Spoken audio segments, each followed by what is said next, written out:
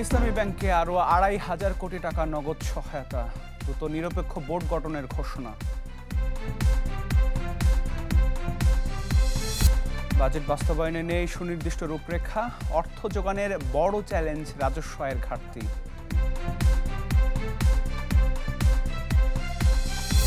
Bank খাতের ঝুঁকি মোকাবেলায় নজরদারির উদ্যোগ, সরকারের বাড়তি ঋণ প্রবণতায় চাপে পড়বে বেসরকারি খাত।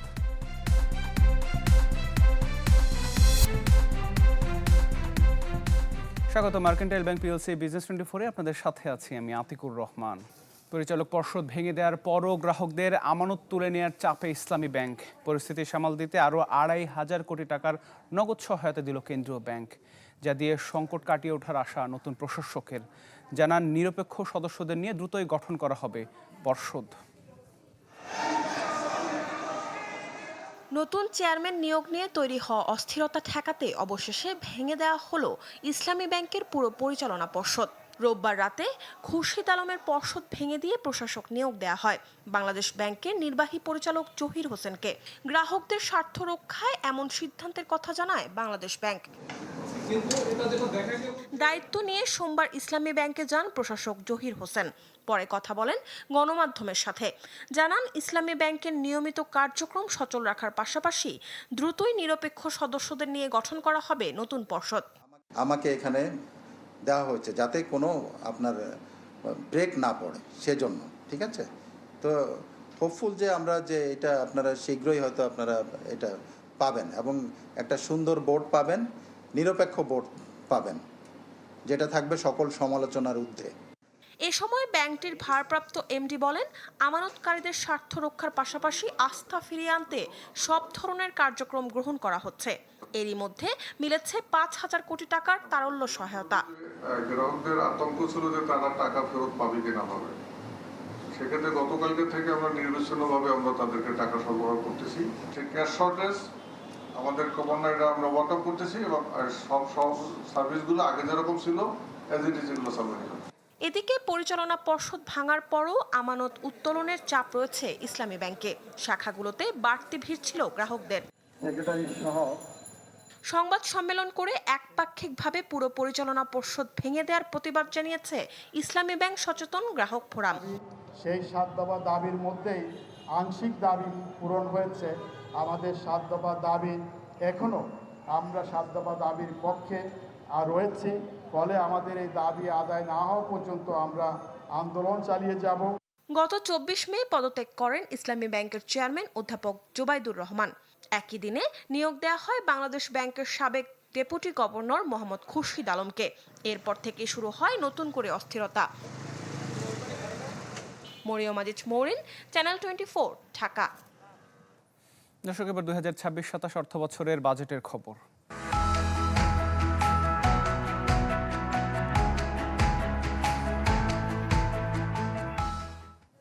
প্রস্তাবিত জাতীয় বাজেট অনেকটাই জনতুষ্টির, যেখানে গুরুত্ব পেয়েছে সরকারের রাজনৈতিক অঙ্গীকার।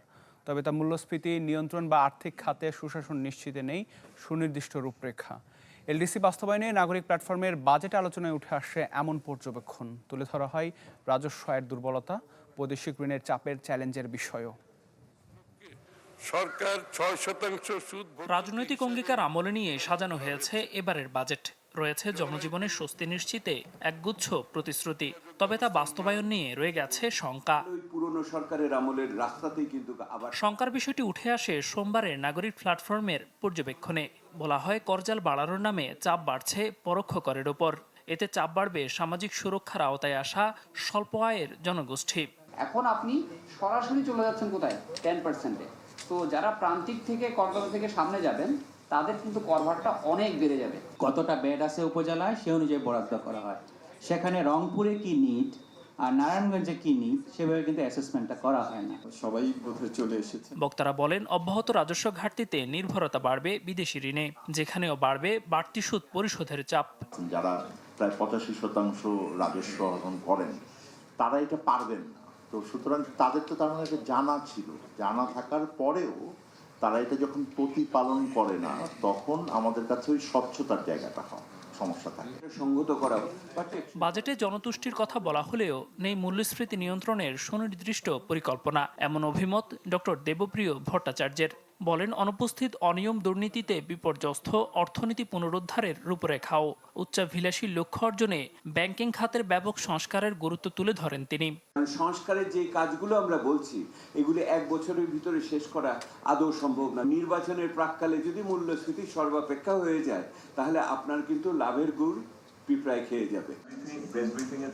আলোচনায় উঠে আসে কাঠামোগত সংস্কারের তাগিদ, যা ছাড়া কঠিন হবে অর্থনীতির গতি ফেরানো। যে দুর্বলতার দিক আছে সেটাও আমরা দিলওয়ার দোলন, চ্যানেল 24, ঢাকা। প্রস্তাবিত বাজেট জনতুষ্টি, তবে তা বাস্তবায়নে প্রয়োজনীয় অর্থের যোগানে চ্যালেঞ্জে পড়বে সরকার। American chamber of commerce in Bangladesh অ্যামচেমের বাজেট আলোচনায় উঠে আসে এমন পর্যবেক্ষণ। বলা হয়, অনিয়ম দুর্নীতি কমাতে সরকারের আয় ব্যয় নিশ্চিত করতে হবে শতভাগ অটোমেশন। 2025-26 ব্যবসার পরিবেশ সহজ করার মাধ্যমে বিনিয়োগ বাড়ানোর বড় লক্ষ্য থাকছে এবারের বাজেটে। পদ্ধতিগত ত্রুটি নিরসনে নেওয়া হয়েছে বেশ কিছু পদক্ষেপও, যদিও বরাবরের মতোই বাস্তবায়ন জটিলতার শঙ্কা ব্যবসায়ীদের। বাজেট নিয়ে অ্যামচেমের অনুষ্ঠানে বলা হয়, প্রস্তাবিত বাজেট জনতুষ্টির ও ব্যবসা বান্ধব। পরিবর্তন আনা হয়েছে কর কাঠামোতেও, তবে বর্তমান অর্থনৈতিক বাস্তবতায় কঠিন হবে মূল্যস্ফীতি নিয়ন্ত্রণ, যেখানে অধরা থেকে যেতে পারে জিডিপি প্রবৃদ্ধির লক্ষ্য অর্জনও। Any bonds issued over 2 years should now move to TIPS, which is the Treasury Inflation Protected Bond, which will reduce the long-term interest expenditure for the government.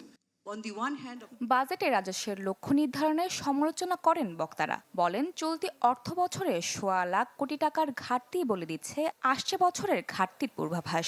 সংস্থাটির পর্যবেক্ষণ, বাজেট ঘাটতি মেটাতে সরকারের ব্যাংক ঋণের নির্ভরতায় ঋণ প্রবাহ কমবে বেসরকারি খাতে। এতে কমবে বিনিয়োগ, তৈরি হবে না কর্মসংস্থান।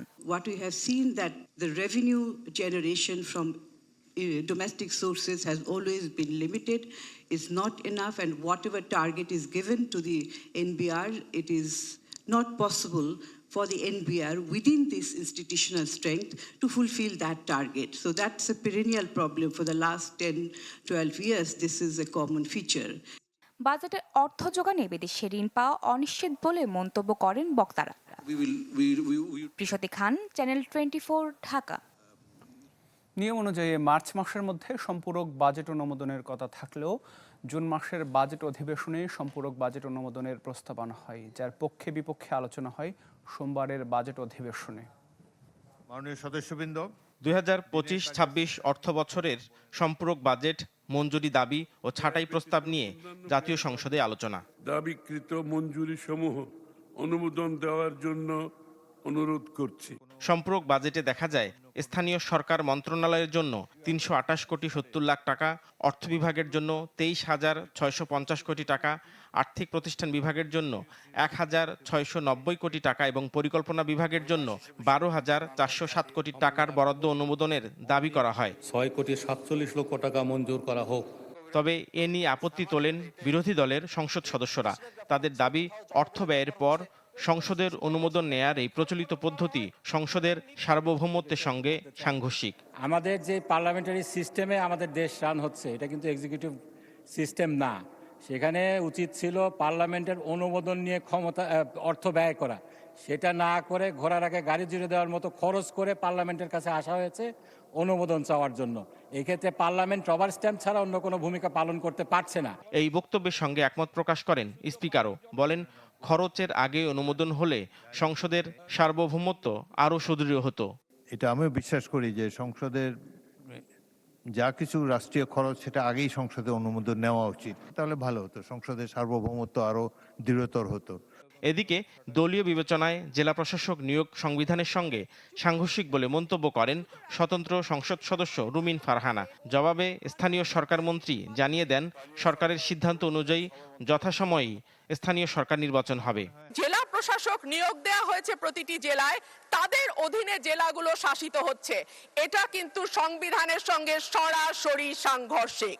স্থানীয় সরকার নির্বাচনের ব্যাপারে আমি তাদের আশ্বস্ত করতে পারি, যথাসময়ে নির্বাচন অনুষ্ঠিত হবে এবং যে আমরা সিদ্ধান্ত একমত হয়েছি সেই সিদ্ধান্তে আমরা যথাসময়ে নির্বাচন অনুষ্ঠিত করব। সম্পূরক বাজেট নিয়ে আলোচনা শেষে নির্দিষ্টকরণ বিল 2026 সংসদে উত্থাপন করা হয়। যারা এই প্রস্তাবের পক্ষে আছেন তারা হ্যাঁ বলুন। নাফিউল ইসলাম লিংকন, চ্যানেল 24, ঢাকা। নরসিংদীর ঘোড়াশালে নতুন একটি বস্ত্র কারখানার প্রতিষ্ঠা করল হামিম গ্রুপ ও চীনা প্রতিষ্ঠান চিংতাই। 22 বছর ধরে বন্ধ থাকা ফৌজি চট মিলকে পরিণত করা হচ্ছে আধুনিক কারখানায়। প্রায় 52 একর জমির ওপর এই যৌথ উদ্যোগ পুরোপুরি চালু হলে কর্মসংস্থান হবে অন্তত 10,000 মানুষের।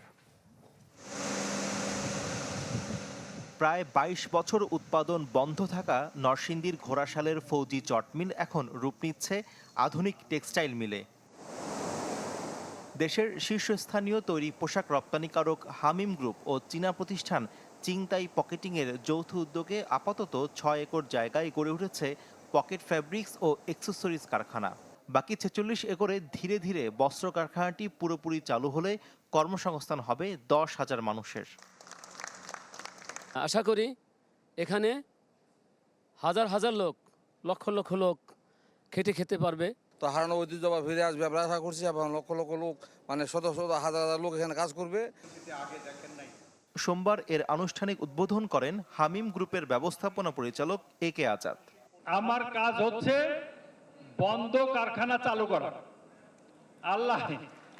আল্লাহ আমাকে একটা দায়িত্ব দিছে, যেসব মিল বন্ধ লস দেয় তুমি সেটা চালু করে সেটাকে লাভজনক করো। আমি মনে করি এখানেও 8 থেকে 10,000 লোকের কর্মসংস্থান সম্ভব। এ সময় শিল্প কারখানায় উৎপাদন চলমান রাখার জন্য নিরবিচ্ছিন্ন বিদ্যুৎ সরবরাহের দাবি জানান তিনি। যে আমরা বিদ্যুৎ পাবো কিনা, কারণ বিদ্যুৎ ঘন্টায় ঘন্টা চলে, যে বিদেশি মেশিন সব নষ্ট হয়ে যায়। বিদ্যুৎ আসে যায়, বিদ্যুৎ আসে যায়, আর মেশিন নষ্ট। উদ্বোধন অনুষ্ঠানে হামিম গ্রুপের উচ্চপদস্থ কর্মকর্তা, চিংতাইয়ের প্রতিনিধি সহ উপস্থিত ছিলেন দেশি বিদেশি ক্রেতা প্রতিষ্ঠানের প্রতিনিধিরা। শফি মাহমুদ সাগর, চ্যানেল 24। আসছে বাজেটে নেওয়া হয়েছে ব্যাংক খাতের ঝুঁকি মোকাবেলায় নজরদারির উদ্যোগ। লক্ষ্য অনিয়ম দুর্নীতির অবসান, ব্যাংক খাত পুনর্গঠন ও খেলাপি ঋণ নিয়ন্ত্রণ। তবে বাজেট ঘাটতি মেটাতে এই খাত থেকে 1,12,000 কোটি টাকার ঋণ নেওয়ার পরিকল্পনাও রয়েছে সরকারের। মাসুম মিয়ার প্রতিবেদনে থাকছে বিস্তারিত। তারল্য সংকট, খেলাপি ঋণের বোঝা আর সুশাসনের অভাব। দেশের ব্যাংক খাত দীর্ঘদিন ধরেই নানামুখী সংকটে জর্জরিত। এবারের 2026-27 অর্থ বছরের বাজেটে এ খাতকে টেনে তুলতে বড় ধরনের সংস্কারের রূপরেখা দেয়া হয়েছে। আমরা ব্যাংকিং ব্যবস্থা হতে ঋণ গ্রহণের পরিমাণ, ব্যাংক খাতের শৃঙ্খলা ফেরাতে এবং দুর্বল ব্যাংকগুলোর অবস্থা পুনরুদ্ধারে প্রায় 36,700 কোটি টাকার বিশেষ বরাদ্দ রাখা হয়েছে। এছাড়া খেলাপি ঋণ নিয়ন্ত্রণে ব্যাংক ব্যবস্থায় জবাবদিহিতা নিশ্চিত করার পাশাপাশি চালু করা হচ্ছে বিশেষ ঝুঁকিভিত্তিক তদারকি কাঠামো। এই বিশ্লেষক বলছেন, বাজেটে শুধু অর্থ বরাদ্দ দিলেই সুফল মিলবে না, ফেরাতে হবে ব্যাংক খাতে গ্রাহকদের আস্থা।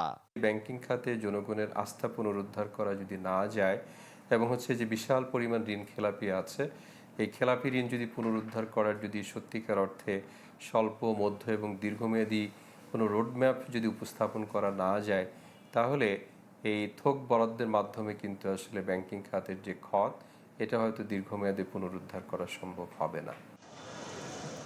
তবে চিন্তার কারণ হয়ে দাঁড়িয়েছে বাজেট ঘাটতি মেটাতে সরকারের ব্যাংক নির্ভরতা। নতুন অর্থ বছরে ব্যাংক ব্যবস্থা থেকে 1,12,000 কোটি টাকা ঋণ নেওয়ার প্রস্তাব করেছে সরকার, যা 2025-26 অর্থ বছরে লক্ষ্য ছিল 1,04,000 কোটি টাকা। বিশ্লেষকদের মতে এতে বেসরকারি খাতের ঋণের প্রবাহ কমে যাওয়ার শঙ্কা রয়েছে। যত্রতত্র লোন নেওয়ার জন্য, যে কোনো মূল্যে লোন নেওয়ার জন্য জায়গাটা সংকুচিত হয়ে আসছে, সেখানে খুব ভেবে চিন্তে লোন নেওয়ার প্রয়োজন, এবং যেখানে একেবারে না নিলেই নয়, শুধু সেই জায়গাটা নিতে হবে। সুতরাং খুব বড় লোন টার্গেট রাখলে ওই যে ঋণের দুষ্ট চক্রে যেটা আমরা পড়ে গেছি অলরেডি, সেটা থেকে কিন্তু আমরা বেরোতে পারবো না। অর্থ বছরের বাজেট প্রস্তাবে করের আওতা বাড়াতে করদাতা শনাক্তকরণ নম্বর TIN, নতুন ব্যাংক হিসাব খোলায় বাধ্যতামূলক করার প্রস্তাব রয়েছে। এতে পিছিয়ে পড়া স্বল্প আয়ের ও সুবিধা বঞ্চিত মানুষ ব্যাংক সেবায় বঞ্চিত হবে বলেও মনে করেন অর্থনীতিবিদরা। মাসুম মিয়া, চ্যানেল 24, ঢাকা। SPSC ব্যাংক PLCর পরিচালনা পর্ষদের চেয়ারম্যান ইঞ্জিনিয়ার মোহাম্মদ মোখলেসুর রহমানের সভাপতিত্বে সোমবার ব্যাংকের 13তম বার্ষিক সাধারণ সভা অনুষ্ঠিত হয়েছে। এতে ব্যাংকের 2025 সমাপ্ত বছরের নিরীক্ষিত আর্থিক প্রতিবেদন, পরিচালক নির্বাচন সহ 7টি সাধারণ এজেন্ডা শেয়ারহোল্ডারগণ অনুমোদন করেন। ব্যাংকের আর্থিক বিবরণী বলছে 2025 সাল শেষে ব্যাংকের মোট আমানতের পরিমাণ দাঁড়িয়েছে প্রায় 11,000 কোটি টাকা, যা আগের বছরের চেয়ে 11% বেশি। আর ঋণ ও অগ্রিমের পরিমাণ দাঁড়িয়েছে 9,500 কোটি টাকা, যা আগের বছরের চেয়ে 6% বেশি। ব্যাংকের মোট সম্পদ দাঁড়িয়েছে 13,302 কোটি টাকা।